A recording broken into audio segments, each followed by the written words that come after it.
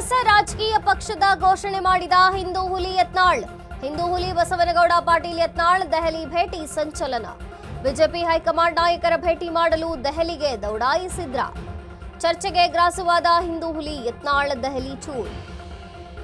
ಈ ಸಂಬಂಧ ಖುದ್ದಾಗಿ ಕ್ಲಾರಿಟಿ ಕೊಟ್ಟರು ಬಸವನಗೌಡ ಪಾಟೀಲ್ ಯತ್ನಾಳ್. ನಾನು ಬಿಜೆಪಿ ಹೈಕಮಾಂಡ್ ನಾಯಕರ ಭೇಟಿಗಾಗಿ ದೆಹಲಿಗೆ ಬಂದಿಲ್ಲ. ನಾನು ದೆಹಲಿಗೆ ಬಂದಿರೋದು ಮಗನ ಮದುವೆ ನಿಮಿತ್ತ ಕೆಲವರ ಭೇಟಿಗಾಗಿ.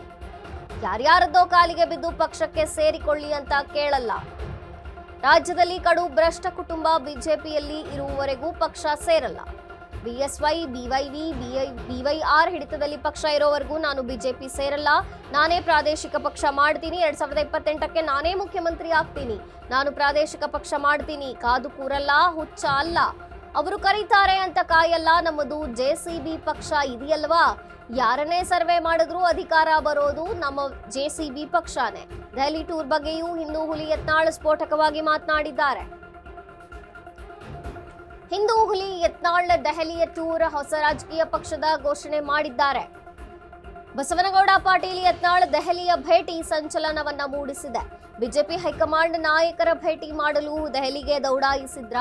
ಚರ್ಚೆಗೆ ಗ್ರಾಸವಾಗಿದೆ ಹಿಂದೂ ಹುಲಿ ಯತ್ನಾಳ್ ದೆಹಲಿ ಟೂರ್. ಖುದ್ದಾಗಿ ಈ ಸಂಬಂಧ ಅವರೇ ಕ್ಲಾರಿಟಿ ಕೊಟ್ರು. ನಾನು ಬಿಜೆಪಿ ಹೈಕಮಾಂಡ್ ನಾಯಕರನ್ನ ಭೇಟಿಗಾಗಿ ದೆಹಲಿಗೆ ಬಂದಿಲ್ಲ. ನಾನು ಬಂದಿರೋದು ಮಗನ ಮದುವೆ ನಿಮಿತ್ತ ಕೆಲವರ ಭೇಟಿಗಾಗಿ. ಯಾರ್ಯಾರದೋ ಕಾಲಿಗೆ ಬಿದ್ದು ಪಕ್ಷ ಸೇರ್ಕೊಳ್ಳಿ ಅಂತ ನಾನೇನು ಕೇಳಲ್ಲ. ರಾಜ್ಯದಲ್ಲಿ ಕಡು ಭ್ರಷ್ಟ ಕುಟುಂಬ ಬಿಜೆಪಿಯಲ್ಲಿ ಇರೋವರೆಗೂ ಪಕ್ಷ ಸೇರಲ್ಲ. ಬಿಎಸ್ವೈ, ಬಿವೈವಿ, ಬಿವೈಆರ್ ಹಿಡಿತದಲ್ಲಿ ಪಕ್ಷ ಇರೋವರೆಗೂ ನಾನು ಬಿಜೆಪಿ ಸೇರಲ್ಲ. ನಾನು ಪ್ರಾದೇಶಿಕ ಪಕ್ಷ ಮಾಡ್ತೀನಿ. 2028ಕ್ಕೆ ನಾನೇ ಮುಖ್ಯಮಂತ್ರಿ ಆಗ್ತೀನಿ. ನಾನು ಪ್ರಾದೇಶಿಕ ಪಕ್ಷ ಮಾಡ್ತೀನಿ. ಕಾದು ಕೂರಲು ಹುಚ್ಚನಲ್ಲ ಅಂದ್ರು. ಅವರು ಕರೀತಾರೆ ಅಂತ ನಾನು ಕಾಯಲ್ಲ. ನಮ್ಮದು ಜೆಸಿಬಿ ಪಕ್ಷ ಇದೆಯಲ್ವಾ, ಯಾರನ್ನೇ ಸರ್ವೆ ಮಾಡಿದ್ರು ಅಧಿಕಾರಕ್ಕೆ ಬರೋದು ನಮ್ಮ ಜೆಸಿಬಿ ಪಕ್ಷನೇ. ದೆಹಲಿಯಲ್ಲಿ ಟೂರ್ ಬಗ್ಗೆ ಹಿಂದೂ ಹುಲಿ ಯತ್ನಾಳ್ ಸ್ಫೋಟಕವಾಗಿ ಮಾತನಾಡಿದ್ದಾರೆ.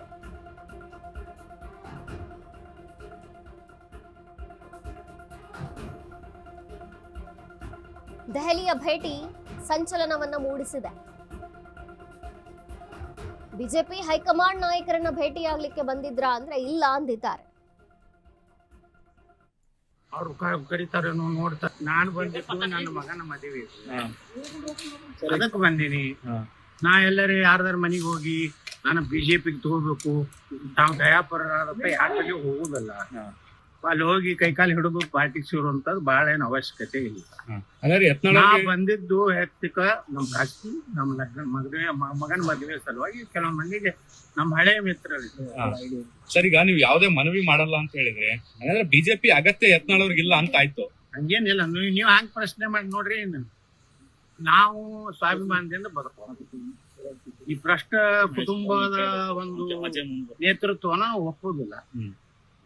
ಅದು ಭ್ರಷ್ಟ ಕುಟುಂಬ ಎಲ್ಲಿವರೆಗೆ ಬಿಜೆಪಿ ಕರ್ನಾಟಕ ನೇತೃತ್ವ ಅಲ್ಲಿ ತನಕ ಬಿಜೆಪಿ ಸೇರುವ ಪ್ರಶ್ನೆ ಉದ್ಭವಿಸುವುದಿಲ್ಲ. ಅಂದ್ರೆ ವಿಜೇಂದ್ರ ಅವ್ರು ಬದಲಾಗ ತನಕ ನೀವು ಬಿಜೆಪಿ ಸೇರಲ್ಲ. ಬಟ್ಟೆ ಆ ಭ್ರಷ್ಟ ಕುಟುಂಬ ರೀ. ಒಬ್ಬನೇ ಅಲ್ಲ, ಒಬ್ಬ ವಿಜೇಂದ್ರ ಇಲ್ಲ, ಒಬ್ಬ ರಾಘವೇಂದ್ರ ಅದಾನ, ವಿಜೇಂದ್ರ ಅದಾನ, ಯಡಿಯೂರಪ್ಪ ಅದಾನ, ಮತ್ತಿನ 3-4 ಅದಾವ ಮನ್ಯಾಗ. ಯಾವನು ನೇತೃತ್ವ ಇರ್ತಾನೆ ಬಿಜೆಪಿ ಸೇರುವ ಪ್ರಶ್ನೆ ಉದ್ಭವಿಸುದಿಲ್ಲ. ನಾನು ಬಿಜೆಪಿ ತಗೋರತಿ ಯಾರ ಬಲ್ಲಿನೂ ನಾವು ಹೋಗುದಿಲ್ಲ. ಅಲ್ಲ ಸರ್, ಈಗ ಯಡಿಯೂರಪ್ಪ ಅವ್ರ ಕುಟುಂಬ ಬದಲಾವಣೆ ಆಗೋ ತನಕ ನೀವು ಕಾಯ್ಕೊಂಡ್ ಕುಟ್ಕೊಂಡ್ರೆ ಮುಂದೆ ಅವಕಾಶಗಳು ಸಿಗ್ಬೇಕಲ್ಲ. ಅವಕಾಶ ನಾವು ಅಷ್ಟಾಗಿ ನಾವು ಪ್ರಾದೇಶಿಕ ಪಕ್ಷ ಮಾಡಿರ್ತೀವ್ರಿ. ನಾವ್ಯಾಕೆ ಇಲ್ಲಿ ಕಾಯ್ಕೊಂಡ್ ಕುಟ್ಟಿರ್ತೀವಿ ಎಲ್ಲ. ಕಾಯ್ಕೊಂಡ್ ಕೊಂಡ್ರೆ ಅಷ್ಟೇನು ಹುಚ್ಚನಲ್ಲ. ಅವ್ರು ಕರೀತಾರೇನೋ, ನೋಡ್ತಾರೇನೋ. ಪಶ್ಚಿಮ ಬಂಗಾಳ ಚುನಾವಣೆ ಆದ್ಮೇಲೆ ಕರಿಬಹುದು. ಬಿಹಾರ ಚುನಾವಣೆ ಇದೇನೋ, ಉತ್ತರ ಪ್ರದೇಶ ಚುನಾವಣೆ ಆದ್ಮೇಲೆ ಯಾವ ಚುನಾವಣೆ ನೋಡುದಿಲ್ಲ. ಅದು ನಿರ್ಣಯ ಸೂಕ್ತ ನಿರ್ಣಯ ತಗೋತೀವಿ. ನಮ್ದು ಜೆಸಿಬಿ ಇದೆ ಅಲ್ಲ, ಅದನ್ನ ನಾವು ಪಾರ್ಟಿ ಕಟ್ಬೇಕಾದ ಸಂದರ್ಭದಲ್ಲಿ ಕಟ್ತೀವಿ.